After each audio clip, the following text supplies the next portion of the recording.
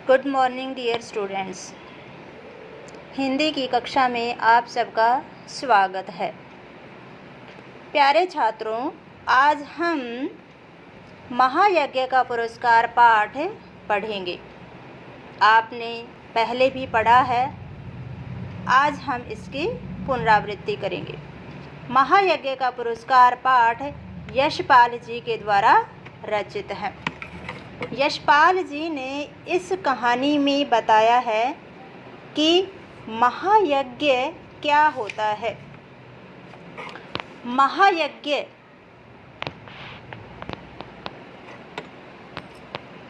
धन दौलत लुटाकर किया गया कोई कार्य नहीं कहा जाता, अपितु निस्वार्थ भाव से किए गए किसी महान कार्य को ही महायज्ञ की श्रेणी में रखा जाता है और उसका फल अवश्य ही प्राप्त होता है।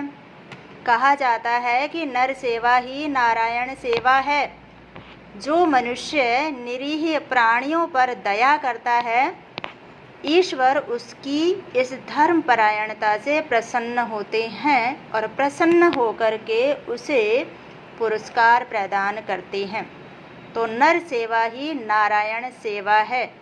ईश्वर की अलग से कोई सेवा करने का उपक्रम करना आवश्यक नहीं होता, अपितु हम किसी निरीह या मासूम या किसी भूखे प्राणी की सहायता करते हैं, इसका मतलब हम ईश्वर की सेवा करते हैं। स्वयं कष्ट सहन करके दूसरों के दुखों का निवारण करना ही मनुष्य का धर्म और कर्तव्य है और यही महायज्ञ माना जाता है। तो यह इस कहानी का उद्देश्य है। अब हम इस कहानी के मुख्य बिंदुओं पर चर्चा करते हैं। कहानी का प्रारंभ होता है सेठ से। पहले सेठ बहुत धनी हुआ करते थे, अत्यंत विनम्र हैं, उदार हैं, धर्मपरायण हैं। उनके द्वार से कोई भी निराश होकर के नहीं लौटता। जो भी उनके द्वार पर आता हमेशा ही कुछ न कुछ पाता। परंतु कहा जाता है कि समय एक जैसा नहीं होता, समय बदलता रहता है। तो समय का चक्र घूमा और उन्हें गरीबी का मुंह देखना पड़ा। नौबत यहाँ तक आ गई थी कि उन्हें भूखे मरने पड़ा। उन दिनों एक प्रथा प्रचलित थी। यज्ञों के फलों के क्रय विक्रय की प्रथा प्रचलित थी। क्रय विक्रय मतलब खरीदना बेचना, यानी यह रिवाज था कि जैसा छोटा मोटा यज्ञ होता उसी के अनुसार उसका मूल्य मिल जाता था। सेठानी ने अपने पति सेठ को यज्ञ बेचने की सलाह दी। क्यों दी? क्योंकि वे अत्यंत गरीब हो गए थे, भूखों मरने तक की नौबत आ गई थी, घर में खाने तक के लिए भी कुछ नहीं था। लेकिन यह सुन करके, सेठानी की सलाह को सुन करके पहले वे थोड़े से दुखी होते हैं, लेकिन अपनी गरीबी का विचार करके यज्ञ बेचने के लिए तैयार हो जाते हैं। धनी सेठ धन्ना सेठ के पास कुंदनपुर जाने का निश्चय करते हैं। यानी धन्ना सेठ के पास जा कर के वे यज्ञ बेचने के लिए तैयार हो जाते हैं। धन्ना सेठ की पत्नी के विषय में एक अफवाह फैली हुई थी। क्या? कि उन्हें कोई ऐसी दैवी शक्ति या चमत्कारिक शक्ति प्राप्त है जिससे वे तीनों लोकों में घटित होने वाली किसी भी बात का पहले ही पता लगा लेती थी। अर्थात उन्हें तीनों लोकों में घटित होने वाली किसी भी घटना के विषय में पहले से ही जानकारी मिल जाती, क्योंकि उन्हें ऐसी कोई ईश्वरीय शक्ति प्राप्त थी। सेठ जी कुंदनपुर की ओर चल पड़े और सेठानी ने रास्ते के खाने के लिए 4 मोटी मोटी रोटियां बांध दी। यानी धनी सेठ कुंदनपुर धन्ना सेठ के पास अपना यज्ञ बेचने के लिए जाते हैं, परंतु उनके पास खाने का प्रबंध नहीं होता। तो उनकी पत्नी क्या करती है? पड़ोस से आटा मांग लाती है और 4 मोटी मोटी रोटियां एक पोटले में बांध करके दे देती है। रास्ते में एक स्थान पर उन्होंने रोटियां खाने की सोची। वे रोटी तोड़ने ही वाले थे कि उन्हें सामने भूख से एक कुत्ता छटपटाता हुआ दिखाई दिया। मतलब जैसे ही वे खाना खाने बैठे तो उनके सामने एक कुत्ता था जो बेहद कमज़ोर था और वह भूख से छटपटा रहा था। उसकी कमर पेट से लग गई थी। वह केवल अस्थियों का कंकाल प्रतीत हो रहा था। इतना कमज़ोर था कि वह अपनी गर्दन भी ठीक से उठा नहीं पा रहा था। सेठ ने कुत्ते को एक रोटी खिला दी, जिसे खाकर उसके शरीर में थोड़ी सी जान आती दिखाई दी। वह फिर भी सेठ की ओर देख रहा था, यानी एक रोटी खाने के बाद में भी कुत्ता सेठ की तरफ ललचाई नज़रों से देख रहा था। सेठ जी ने उसे एक रोटी और खिला दी। 2 रोटियां खाने के बाद भी कुत्ता अच्छी तरह नहीं चल पा रहा था, क्योंकि वह बहुत कमज़ोर था। कई दिनों से उसे खाना नहीं मिला दिखाई दे रहा था। सेठ ने तीसरी रोटी भी उसे खिला दी, पर कुत्ता अब भी सेठ की ओर ही देखे जा रहा था। सेठ ने चौथी रोटी भी कुत्ते को खिला दी और स्वयं एक लोटा पानी पी करके कुंदनपुर की ओर चल पड़े। यानी सेठ ने उस कुत्ते पर दया करके पहले एक रोटी टुकड़े टुकड़े करके खिला दी। एक रोटी खा करके उसके शरीर में थोड़ी सी जान आती दिखाई दी। ठीक है, सेठ को लगा कि बेचारा न जाने कितने दिनों से भूखा है, कई दिनों से उसे खाना नहीं मिला दिखता है, इसलिए वह उसे रोटी खिला देता है। और फिर से वह ललचाई नज़रों से देखता है तो सेठ उसे एक रोटी यह सोच करके खिला देता है कि इसके शरीर में थोड़ी सी जान आ जाएगी और यह चलने फिरने योग्य हो जाएगा। फिर से सेठ तीसरी रोटी भी खिला देते हैं कि अगर यह तीसरी रोटी और खा लेगा तो इसके शरीर में इतनी ताकत आ जाएगी, यह ठीक ढंग से चल फिर सकेगा। लेकिन अभी भी कुत्ते की आंखों में करुण याचना थी, मानो वह सेठ से एक और रोटी की मांग कर रहा हो। तो सेठ ने उसके ऊपर दया करके उसे चौथी रोटी भी खिला दी कि यह किसी बस्ती तक पहुंच जाएगा। और खुद काम कैसे चलाया? खुद एक लोटा पानी पी करके आराम किया और कुंदनपुर की ओर चल पड़े। इसका मतलब क्या है कि सेठ ने जो पहले धनी हुआ करते थे, परंतु अब उन्हें गरीबी का मुंह देखना पड़ रहा था। वे बहुत ही धर्मपरायण थे, गरीबी में भी अपने कर्तव्य को नहीं भुला पाए थे, नहीं भूले थे। तो उन्होंने क्या किया? स्वयं भूखे रह करके उस कुत्ते को 4 रोटियां एक एक करके खिला दी। यह क्या था? सबसे बड़ा तप था, सबसे बड़ा उपकार, यही महायज्ञ था। अब सेठ कुंदनपुर पहुंचते हैं। तो कुंदनपुर पहुंच करके उन्होंने धन्ना सेठ को अपने आने का कारण बताया।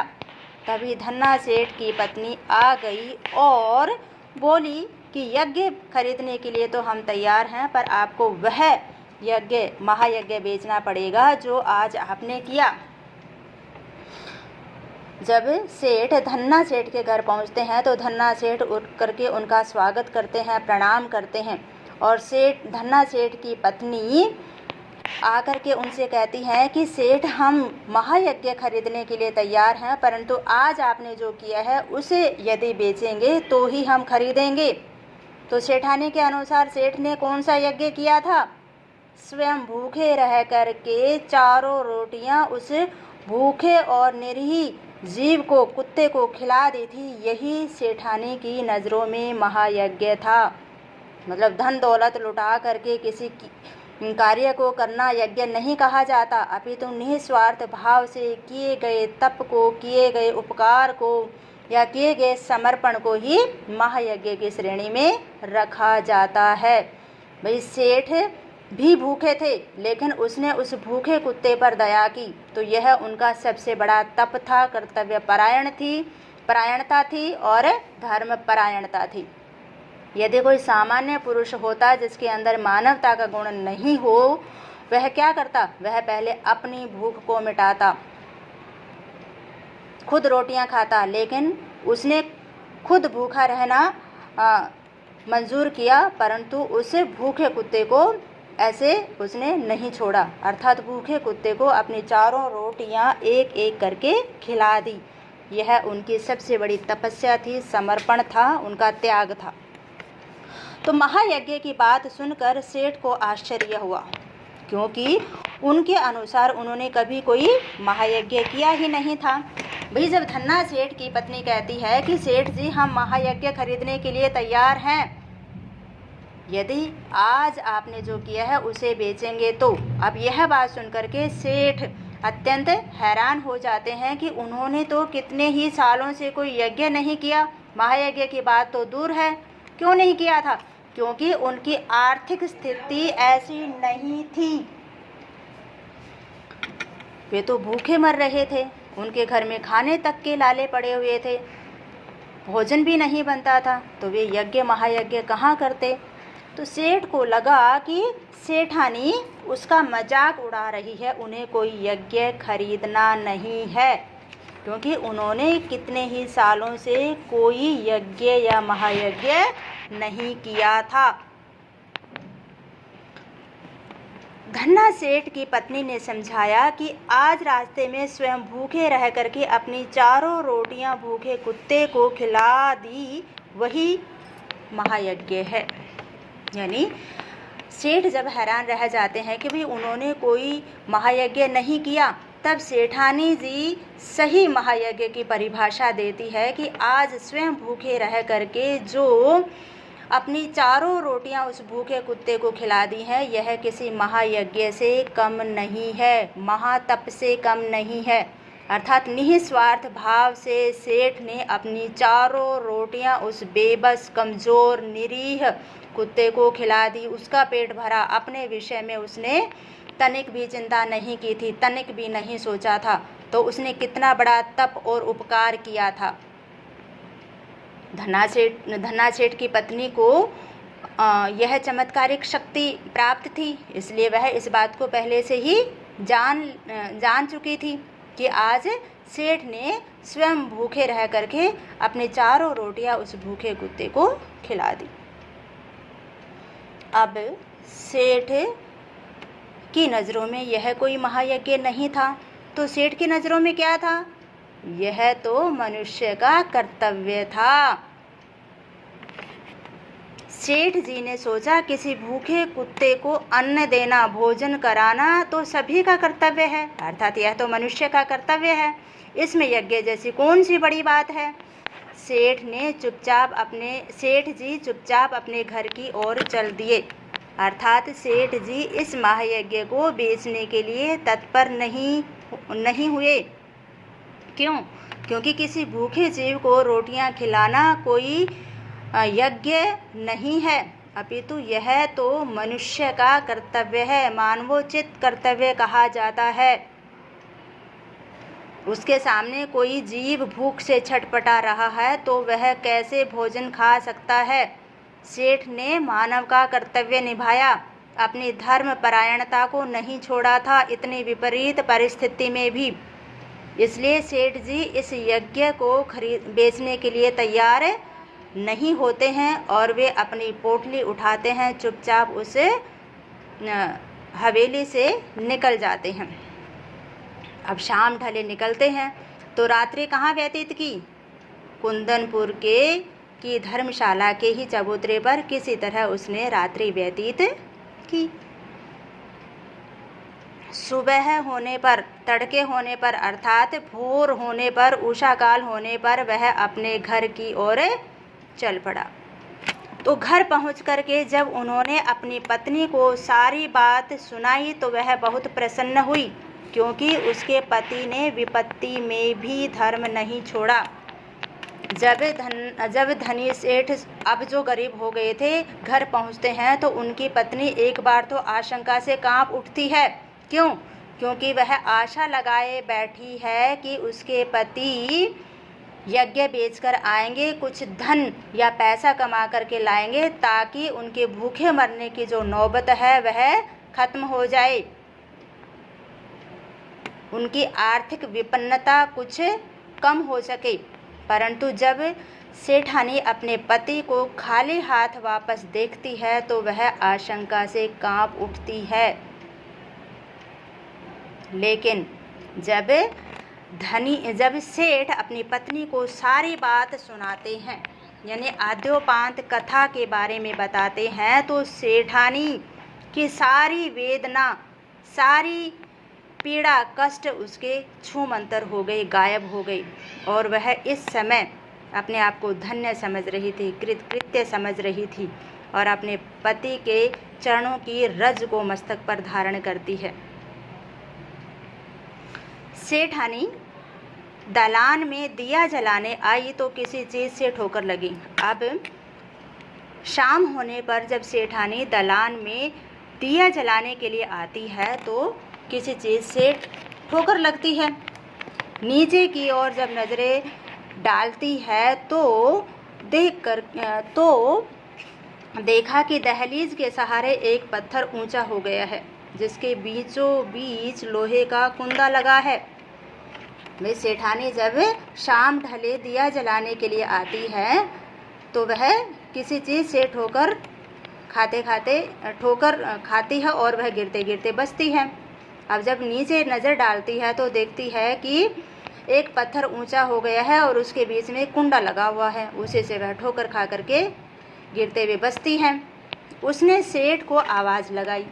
सेठ जी ने जैसे ही कुंडे को पकड़ करके खींचा तो अंदर जाने की सीढ़ियाँ निकल आई। यानी जैसे ही सेठ आते हैं, उस पत्थर को देखते हैं, उस कुंडे को उठाते हैं, तो जैसे ही कुंडा उठाते हैं तो नीचे की तरफ सीढ़ियाँ दिखाई देती हैं, नीचे जाने के लिए सीढ़ियाँ नज़र आती हैं। अब सेठ और सेठानी उन सीढ़ियों के द्वारा नीचे उतरते हैं।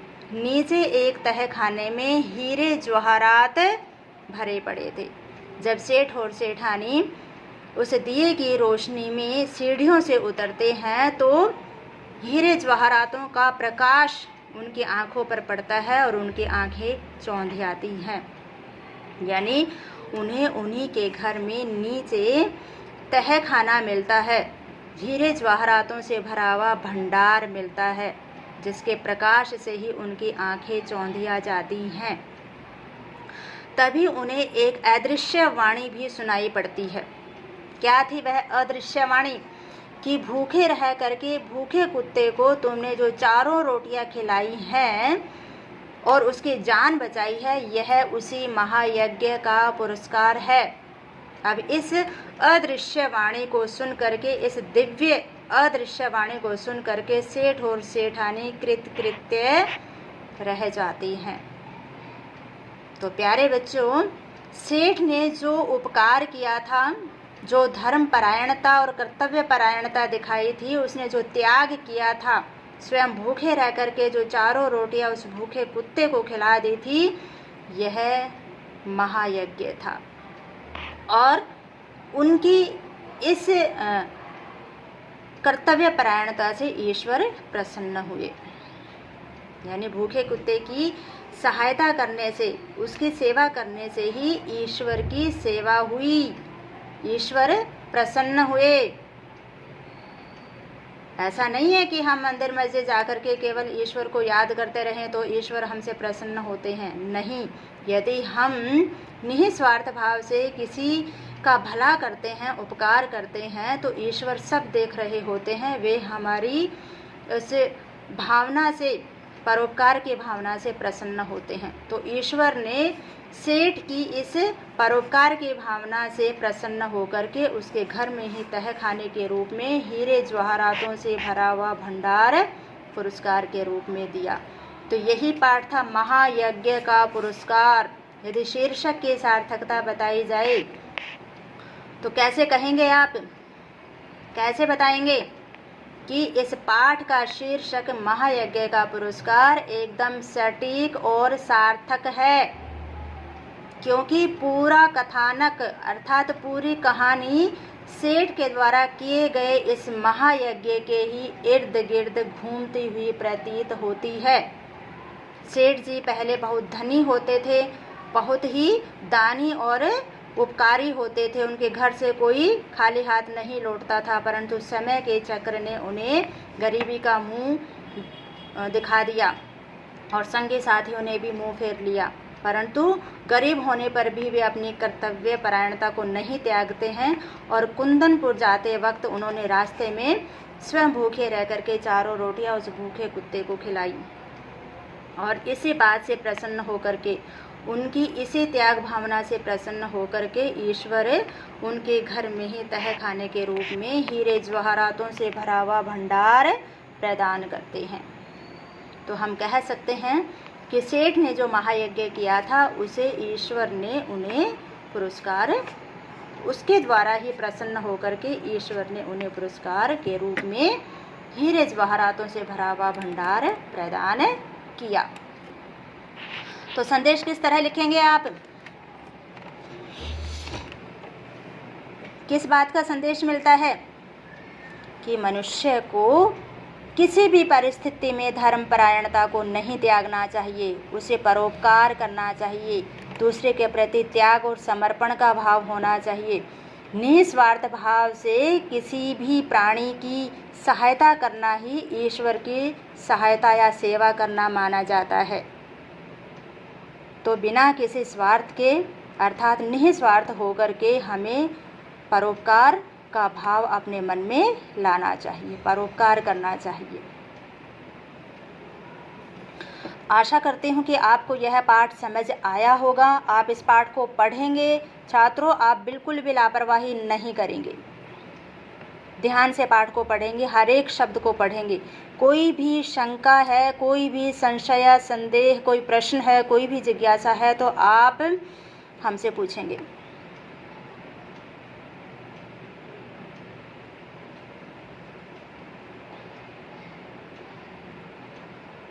धन्यवाद प्यारे छात्रों, अच्छे से आप इसे पढ़ेंगे और समझेंगे।